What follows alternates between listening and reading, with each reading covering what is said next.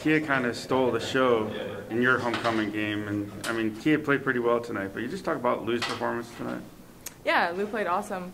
I mean, she was just one of those nights, and every time I had the ball in transition, I was just trying to find her.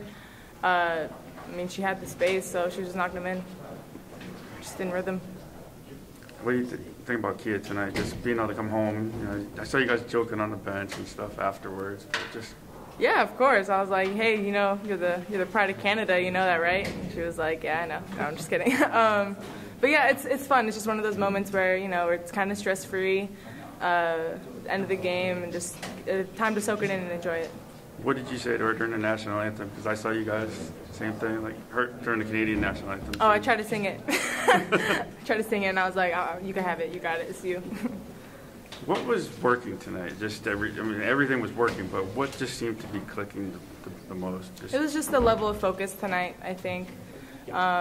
We all came in with goals, and I think for the most part we checked them all off our list. And when you can get 5 guys to play together like that and to all be on the same page and all have the same level of focus, then it all works out.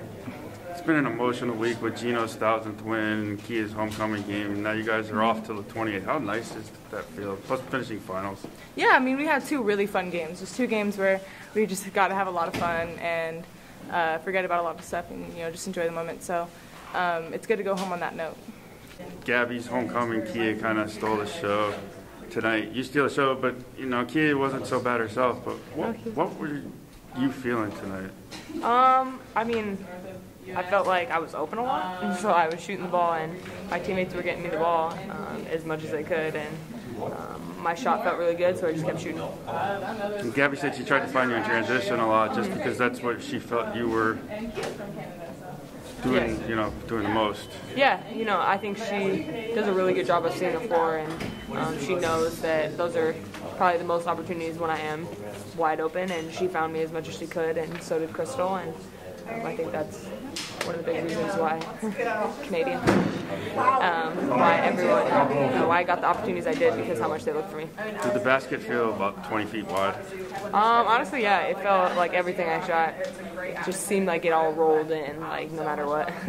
And you guys been an emotional week with Gino's 1,000th win and Kia's homecoming tonight, and now you guys are off to the 28th. How nice is that going to be? Go home and just relax for a little bit, get cleared. It's going to be really nice. I think, you know, we need this time. We've kind of been going nonstop since season started, and just being able to kind of get a break and clear your head and everything, it's the biggest thing, and everyone's going to be able to just hang out with their families and have a good time.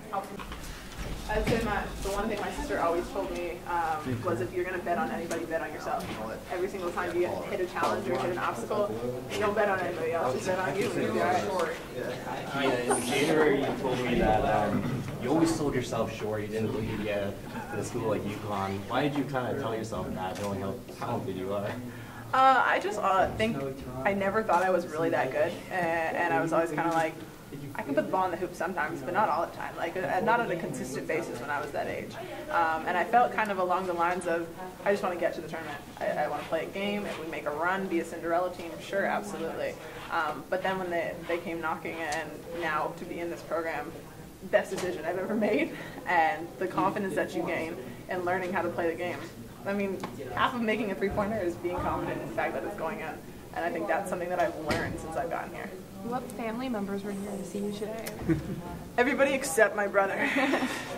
Because he had a game, so I'm letting him off the hook on this one, but everybody except my brother. And my grandparents got to see me for the first time in a Connecticut jersey, and that's something that's really special.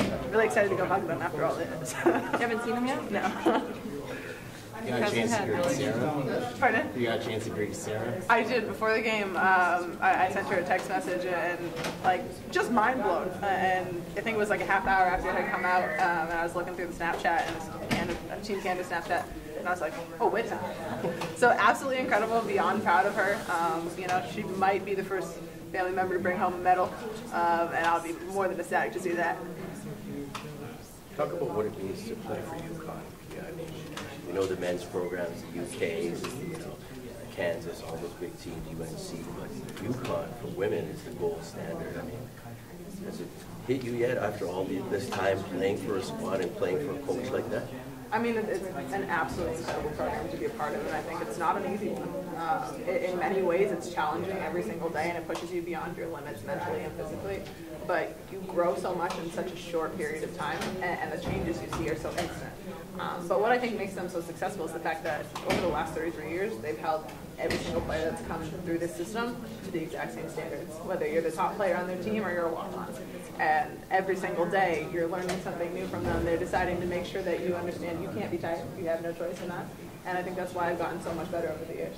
Saw a lot of young ladies in the stands, a lot of teams, a lot of rep programs, high school. Do you know how big of an influence you are for these young ladies? Like I said, it's still very strange for me to feel that, at 21 that I'm able to have this platform, but I think especially today with all the technology changes and the ability to have Snapchat and have Instagram and have places where you can interact with your favorite athletes, it's absolutely incredible. And for me, one of the big things that I'm working on right now in school is trying to create a program for young female athletes to understand that it's not about winning and losing. It's not about getting to a college scholarship or having championships under your belt. It's about the things that you learn outside of that. So the communication skills, the ability to work with other people. So that's kind of the program that I'm building around right now with the females, and that's something that I think sports, everybody needs to understand. Sport has so much more benefits that are not limited to athletic success. What would have seeing a game like this meant to you if you were like a 10-year-old girl? I mean, when I was young, the only thing that you could really do was go to McMaster and watch the women's basketball team play it, and they were kind of like the big stars. So if I was in this position and able to see such high-level basketball, I mean, I would be extremely fortunate, and I think it would just make me want to be a better athlete every single day. Do you get to go home for the holidays now? Yeah, I'm going straight back to Hamilton. Back to the good old Hammer.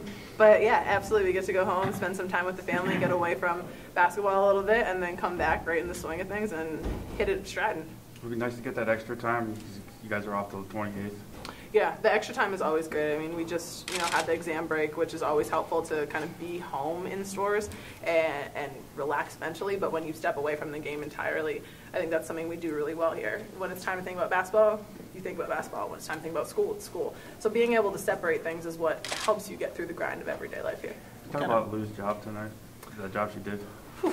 Lou did a great job tonight. Lots of assists. Thank you, Lou. But obviously, when she's knocking down shots like that and when people leave her open, I mean, why not? All day, every day. What kind of week has this been, the win Tuesday, what that meant for the program, and now for yourself personally to have this game tonight? It's been a long week. I'm glad it's over. But it's been so much fun. And the 1,000 wins, that was just a great testament to our coaching staff and what we have in the program that I'm just one person that's fortunate to have the opportunity to be a part of.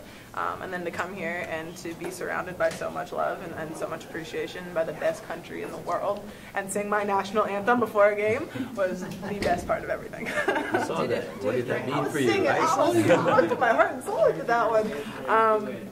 Because we stand there every day and it's the American national anthem. I'm like, I know the words, but like, I don't want to sing.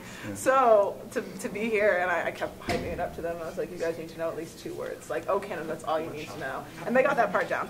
But when you're here, when you do it with the national team, it like the way that, I don't know, it just makes you feel.